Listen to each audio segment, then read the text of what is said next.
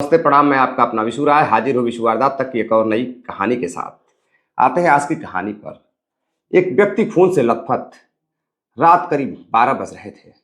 वह भागता हुआ थाने पहुंचता है और थाने पहुंचने के बाद थानेदार साहब से वह बताता है कि उसके कमरे पर एक किन्नर की लाश पड़ी हुई है। अब जैसे ही यह बात थानेदार साहब सुनते हैं, वह अपनी कुर्सी छोड़ खड़े हो जाते हैं। एक अपराधी जो खून से लथपथ है, वह थानेदार साहब को खुद अपने गुनाहों की बात कबूल कर रहा है और बता रहा है कि उसके कमरे पर एक लाश पड़ी हुई है। अब लाश की बात सुनकर थानेदार साहब हैरान रह जाते हैं। वह पूछते हैं कि आखिर तुमने ऐसा क्या कर दिया और तुम्हें आखिर क्या समझ आया कि तुम थाने भागते हुए आ गए। तुम चाहते तो तुम भाग भी सकते थे। लेकिन वह लड़का थानेदार साहब को एक ऐसी हकीकत बताता है जिसको सुनकर थानेदार साहब भी शर्मा जाते हैं और वह मुस्कुराने लगते हैं। फिर वहां से वह उस लड़के के बताए हुए एड्रेस पर जाते हैं। वहां जाकर देखते हैं कि वाकई में अंदर एक किन्नर की लाश पड़ी हुई है। अब उस बॉडी को लेकर, किन्नर के बॉडी को थानेदार साहब पोस्टमार्टम ऑफिस भेज देते हैं। अब पोस्टमार्टम हो रहा था। अब रात का समय रहता है। देखते ही देखते धीरे धीरे बात फैलने लगती है।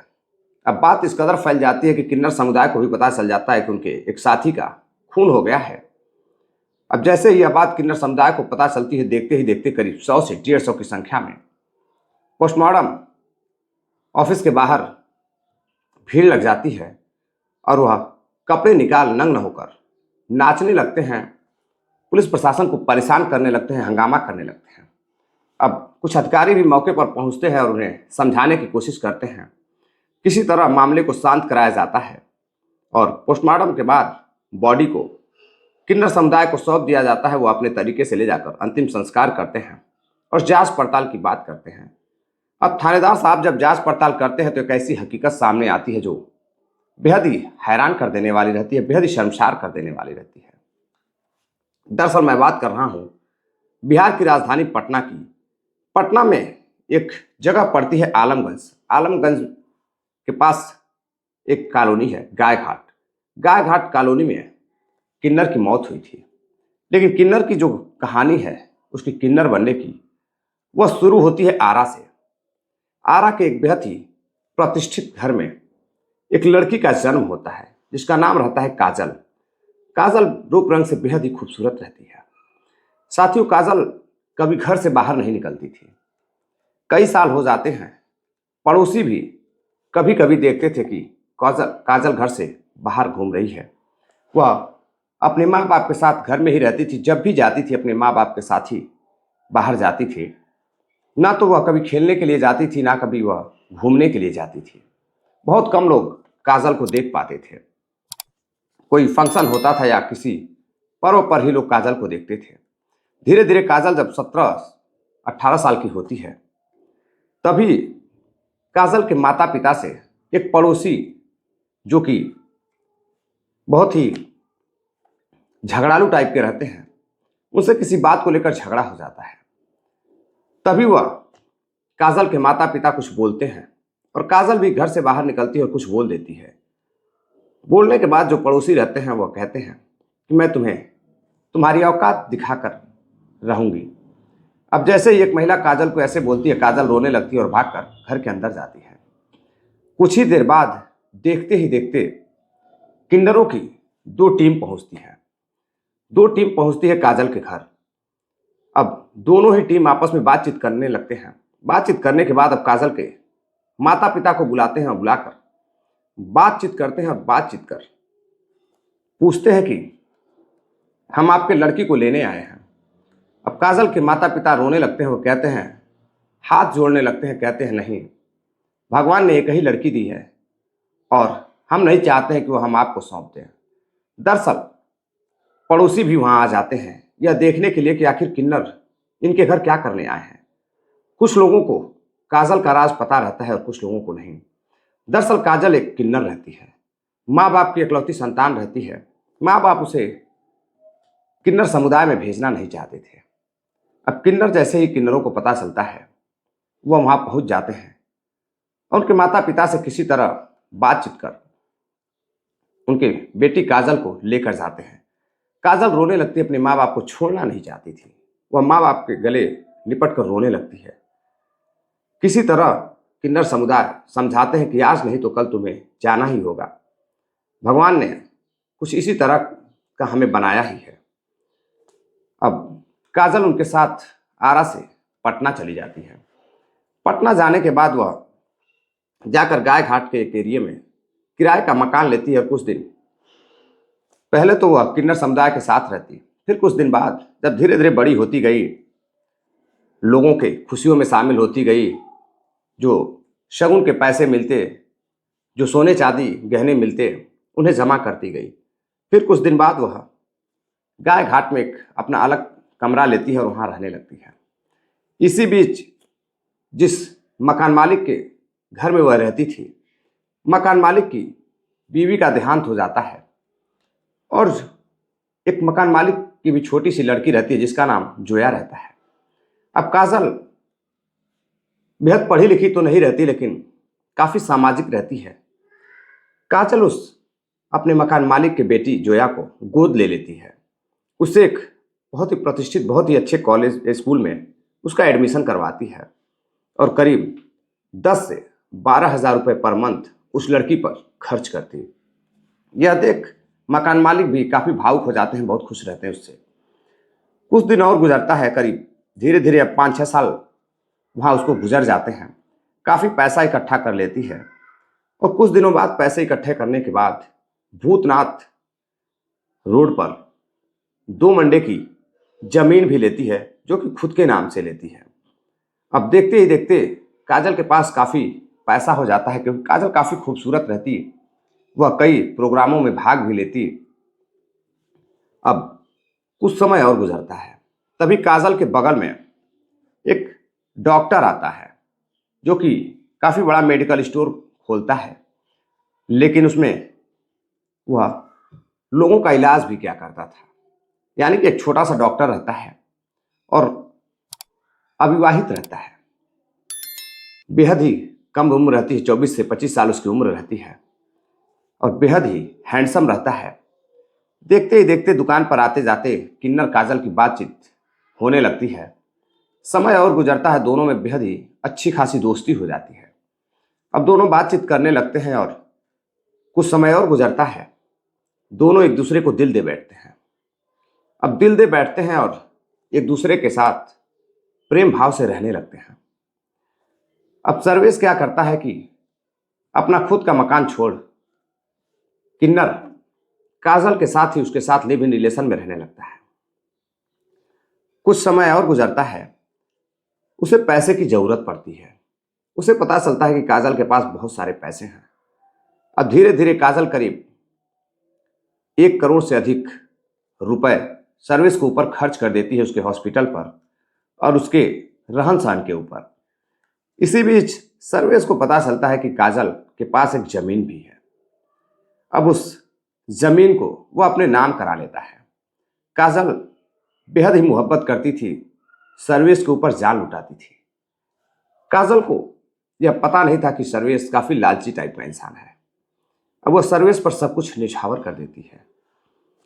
धीरे धीरे और समय गुजरता है, वह सर्वेश के साथ शारीरिक संबंध बनाना भी शुरू करती है, लेकिन काजल एक किन्नर रहती है और जो सर्वेश रहता है उसे खुश नहीं कर पाता और काजल को लत लग जाती है। वह आए दिन रात 8 से 9 बजे 10 बजे जब भी रात होती थी, वह सर्वेश को फोन कर दुकान बंद करने के लिए कहती थी और अपने कमरे पर बुलाती थी।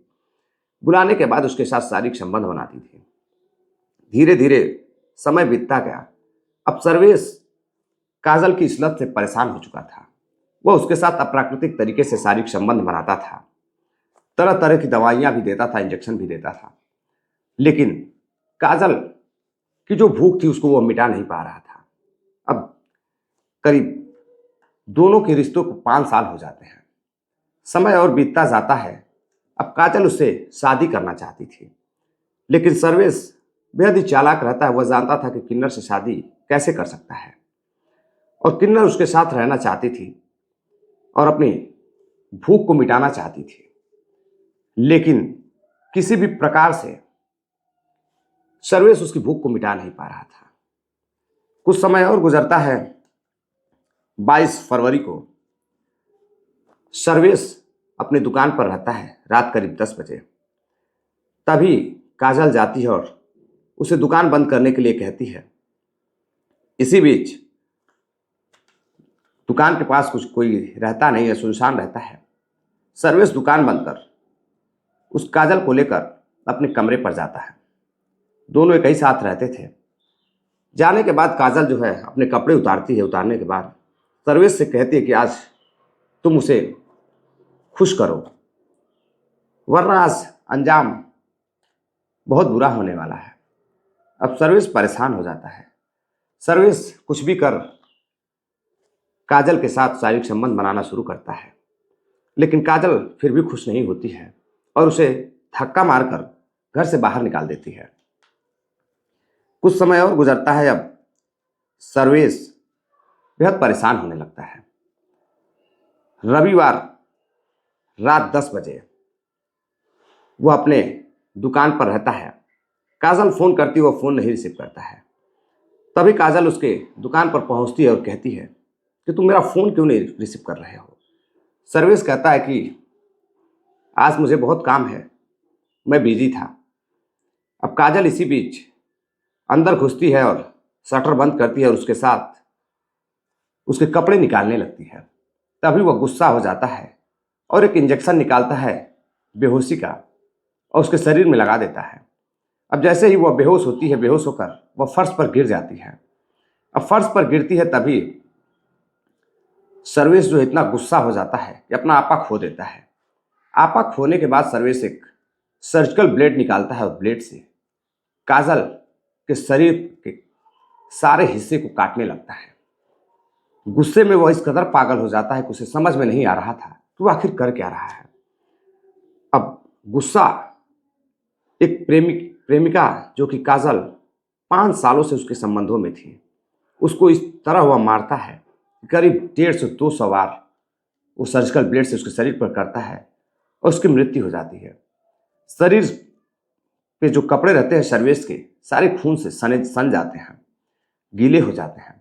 उसके बाद वह वहां से उठता है और सोचता है कि आखिर वह करे क्या। अब उसे कुछ नहीं समझ में आता है तो सर्वेश फौरन ही पहुंचता है पुलिस थाने और जाकर आलमगंज पुलिस थाने में वह थानेदार साहब को सारी बात बताता है। वह बताता है कि उसके हाथों एक किन्नर का कत्ल हो चुका है, उसके साथ वह अप्राकृतिक तरीके से शारीरिक संबंध बनाती थी और जब मैं उसे खुश नहीं कर पाता था तो वह मुझे घर से बाहर निकाल देती थी, बुरा भला कहती थी। अब पुलिस प्रशासन जो रहती है वो एक्टिव होती है, उसको लेकर उसके घर जाती है और जाकर किन्नर के बॉडी को लेकर पोस्टमार्टम के लिए भेजती है। अब देखते ही देखते बात आग की तरफ फैल जाती है। वहाँ 100-150 की संख्या में किन्नर भी आ जाते हैं। अब किन्नरों को पुलिस हटाने का काम करती है, लाठी चार्ज करती है, लेकिन किन्नर अपने कपड़े निकाल कर नग्न प्रदर्शन करने लगते हैं। अब अधिकारियों की भी हालत खराब होने लगती है। वो किसी तरह से मनाकर उनको बाहर भेजते हैं। जांच पड़ताल कर कार्रवाई की जाती है और सर्वेश को एक किन्नर के कत्ल के जुर्म में, उसके साथ अप्राकृतिक शोषण करने के जुर्म में उसे जेल भेज दिया जाता है। अब यह जानकारी जब आरा पहुंचती है उसके माता पिता के पास तो बेहद ही हैरान होते हैं और रोने लगते हैं। उन्हें समझ में नहीं आ रहा था कि वह आखिर क्या करें। उनकी एक बेटी जो उनके पास सुरक्षित थी, अब धीरे धीरे वह किन्नर समुदाय के साथ जाती है और जाकर कुछ दिनों बाद वह एक लड़के को दिल दे बैठती है और जो उसकी हवस की भूख रहती है उसे वह जो उसका प्रेमी रहता है वह शांत नहीं कर पाता है। और एक दिन इसी चीज़ों को लेकर सर्वेश के हाथों उसका कत्ल हो जाता है। दरअसल साथियों, इस कहानी को सुनाने का उद्देश्य आपको जागरूक करना है, सावधान करना है, किसी को हैरान करना या परेशान करना नहीं है। इस कहानी पर क्या राय है आपकी कमेंट कर जरूर बताइएगा। चलते चलते सुनील चौधरी जी हैं सेंट्रल जेल बीकानेर से, दीपक पांडे हैं अयोध्या से, अमित यादव हैं, सौरभ जम्मू कश्मीर से हैं, रोशन सिंह हैं, सतीश मौर्य हैं। आप सभी का बहुत बहुत धन्यवाद। मिलते हैं एक और नई कहानी के साथ, तब तक के लिए अपना प्यार दीजिए। जय हिंद, जय भारत।